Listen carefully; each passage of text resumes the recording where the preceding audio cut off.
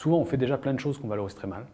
Et rien que de les valoriser vis-à-vis de ses clients ou vis-à-vis de ses salariés ou de ses autres parties prenantes, c'est déjà un travail très intéressant et qui embarque et qui met tout le monde sur le même bateau. Et quand on traverse une crise, d'être sur le même bateau et de ramer dans le même sens, on va beaucoup plus vite. Et deuxième chose, c'est qu'on découvre plein de petites actions faciles à mettre en œuvre avec des retours potentiellement rapides. Voilà, 2 slides à rajouter dans notre présentation commerciale pour montrer telle ou telle chose qu'on montre mal.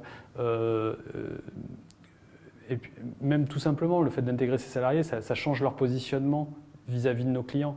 Le commercial, il va avoir tendance à, justement à mieux valoriser un certain nombre de choses que peut-être aujourd'hui il était toujours à regarder. J'essaie d'être compétitif en prix et souvent on est très tiré par le prix aujourd'hui.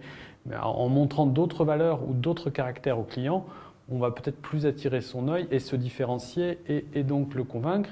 Et puis ensuite, l'ingénieur ou le technicien sur le terrain, quand il a un sens, enfin, quand il a un sens et qu'il comprend ce qu'il fait, pourquoi il le fait en termes d'objectif final, c'est presque lui qui va être le meilleur commercial parce que derrière, il va faire perfuser ça chez le client.